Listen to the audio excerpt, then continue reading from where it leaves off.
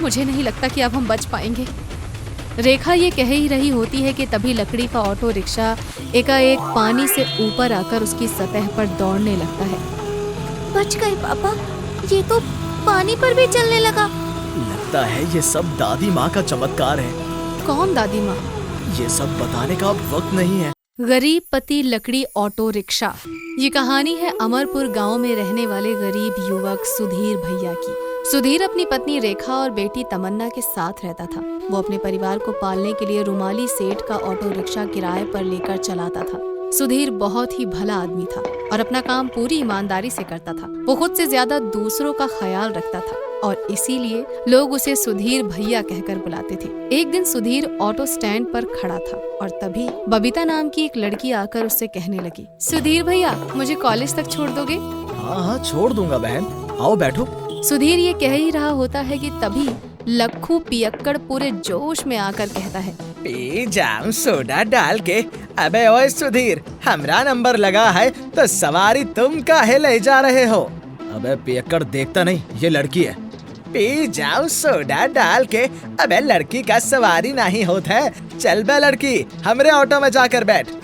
लक्खू पियक्कड़ की ऐसी बातें सुनकर बबीता को उस पर बहुत गुस्सा आता है और वो लक्खू पियक्कड़ से कहती है, मुझे पैदल जाना मंजूर है पर तेरे ऑटो में बैठना नहीं, समझा? पियक्कड़ कहीं का। अरे छोड़ो ना बहन, इसे जो बकना है बकने दो। इस भाई के होते तुम पैदल क्यों जाओगी? जाओ बैठो, तुम्हें मैं ही छोड़ कर आऊंगा। ये कहकर सुधीर बबीता को अपने ऑटो में बैठाकर रवाना हो जाता है और लक्खू पियक्कड़ कहता है, पी जाऊं सोडा डाल के। तुझे आज के बाद ऑटो चलाना नहीं भुला दिया तो हमरा भी नाम लक्खू पियक्कड़ नहीं।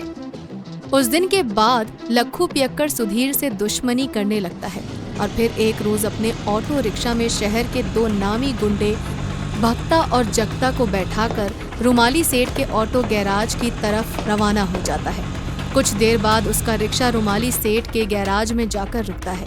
भक्ता और जगता को देखकर रुमाली सेठ घबरा जाता है। भक्ता और जगता मेरे गैराज में? कहो कैसे आना हुआ दुम दबा के? पी जाऊं सोडा डाल के।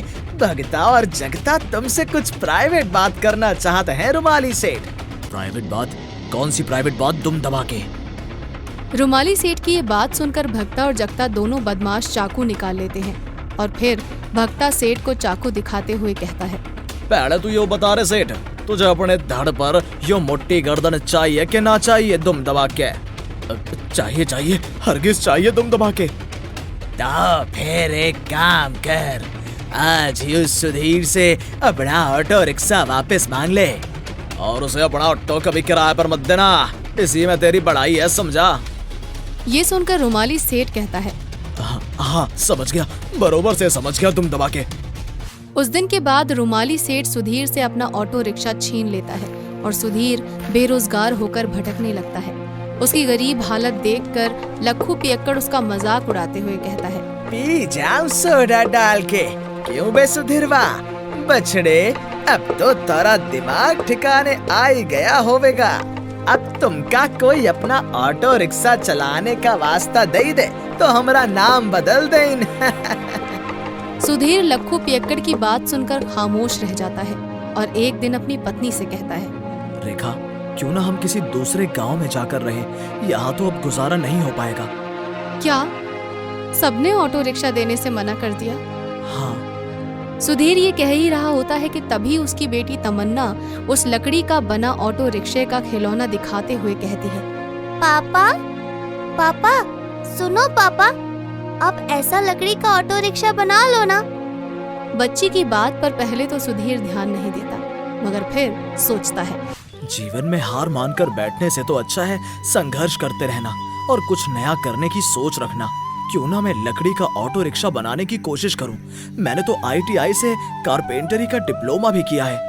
यही सोचकर सुधीर लकड़ी का ऑटो रिक्शा बनाने में जुट जाता है और अपने ज्ञान और कल्पना के बल पर एक अद्भुत डिजाइन तैयार कर लेता है।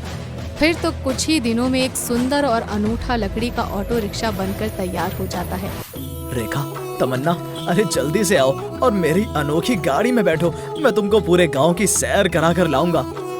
अरे वाह, लकड़ी का ऑटो रिक्शा, तुमने तो सचमुच कमाल कर दिया। ये कमाल तो मुझसे मेरी बेटी ने करवाया है। सच पापा? बिल्कुल सच। अब जल्दी से बैठो, मैं तुम्हें घुमाने ले जाता हूँ। ये कहकर सुधीर उन्हें अपने लकड़ी के ऑटो रिक्शा में घुमाने ले जाता है और उसके लकड़ी के ऑटो रिक्शा को जो भी देखता है हैरान रह जाता है। मगर उसका ऑटो देखकर लखू पियक्कड़ का कलेजा जल उठता है। पी जाऊं सोडा डाल के। ई सुधीर तो कमाल ही कर दिया ससुर। ई तो लकड़ी का ऑटो बना डाला। ई तो हमरा कलेजा और जला दिया ससुर।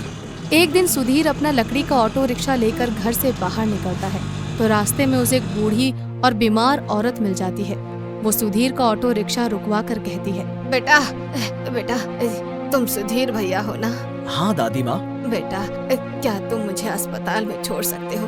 पर मेरे पास तुम्हें देने के लिए पैसे नहीं है। कोई बात नहीं दादी माँ, आइए आप बैठ जाइए, मैं आपको अस्पताल छोड़ देता हूँ। ये कहकर सुधीर उसे अपने ऑटो में बिठा लेता है और फिर अस्पताल की तरफ चल देता है।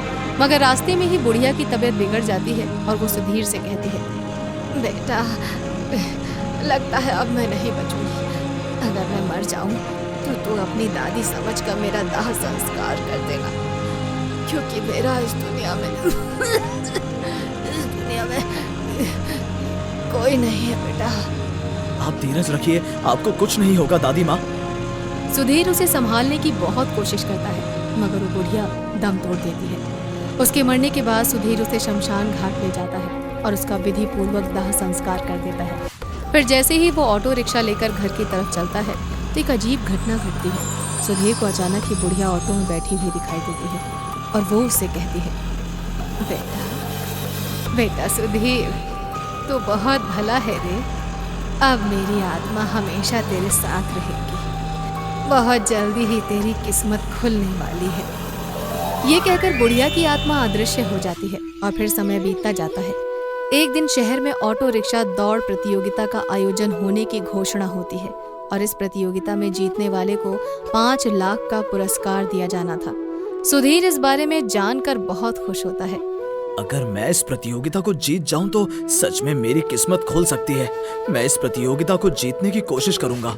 मगर जब लखू पियक्कड़ को इस बात की भनक लगती है तो उसके तन बदन में आग लग जाती है। पी जाऊं सोडा डाल के, देखता हूँ ये लकड़ी का ऑटो वाला गरीब कैसे प्रतियोगिता में भाग लेता है। मैं इसका लकड़ी का ऑटो रिक्शा को जलाए कर राख कर दूंगा। ये सोचकर एक रात लखू पियक्कड़ सुधीर के ऑटो रिक्शा को जलाने की तैयारी करता है। पी जाऊं सोडा डाल के, आज तो ससुर ये लकड़ी का ऑटो को जलाए कर ही दम लूंगा। अब ही आग लगाए देता हूँ। ये कहकर वो लकड़ी के ऑटो रिक्शा में आग लगा देता है और ऑटो धू धू करके जलने लगता है। सुधीर को जब इस बात का पता चलता है तो वो सिर पीटने लगता है। अरे ये कैसे हो गया? अब मैं ऑटो रेस प्रतियोगिता में कैसे भाग ले पाऊंगा? मेरा अमीर बनने का सपना तो चूर चूर हो गया। सुधीर ये कह ही रहा होता है कि तभी उसे बुढ़िया की आत्मा दिखाई देती है। बेटा तू हार मत मान, तेरे पास अभी भी समय है। तू लकड़ी का एक और ऑटो बना, फिर देखना वो 5 लाख का इनाम तुझे ही मिलेगा। उस बुढ़िया की आत्मा से प्रेरित होकर सुधीर फिर से एक नया लकड़ी का ऑटो बनाने में जुट जाता है और समय से पहले ही उसका ऑटो तैयार भी हो जाता है। फिर वो ऑटो रेस प्रतियोगिता में भाग लेता है और 5 लाख का पुरस्कार जीत जाता है। ये देखकर लखू पियक्कड़ का कलेजा जलकर राख हो जाता है।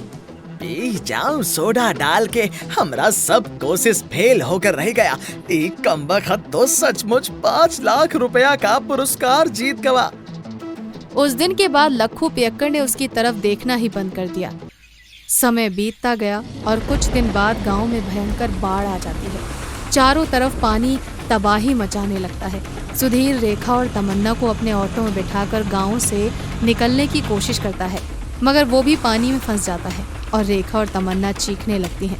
पापा पापा हमारा ऑटो पानी में डूब रहा है, अब क्या होगा? सुधीर मुझे नहीं लगता कि अब हम बच पाएंगे।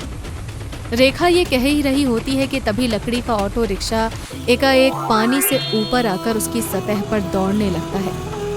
बच गए पापा, ये तो पानी पर भी चलने लगा। लगता है ये सब दादी माँ का चमत्कार है। कौन दादी माँ? ये सब बताने का अब वक्त नहीं है। रेखा और तमन्ना को सुरक्षित स्थान पर छोड़कर सुधीर अपने लकड़ी के ऑटो रिक्शा से बाढ़ में फंसे गांव वालों को बचाने में लग जाता है। वो इधर उधर पानी में डूब रहे लोगों को अपने ऑटो में बिठाकर सुरक्षित स्थान पर पहुंचाता है। अरे ऑटो तो डूब रहा है, अब क्या होगा? पी जाऊं सोडा डाल के, कुछ नहीं होगा। हमारा सुधीर है तो सब भला ही भला है। इस तरह सुधीर अपने लकड़ी के ऑटो रिक्शा से बाढ़ में फंसे सब गांव वालों की जान बचाने में सफल हो जाता है और सब उसको सच्चे दिल से धन्यवाद देते हैं। दोस्तों, आ गए आप? आ ही गए हो तो चैनल को सब्सक्राइब कर देना और वीडियोस अच्छे लगे तो लाइक और शेयर भी कर देना और बेल आइकन जरूर दबा देना ताकि आपको नई वीडियोस की नोटिफिकेशंस मिलती रहें। कपूर टीवी।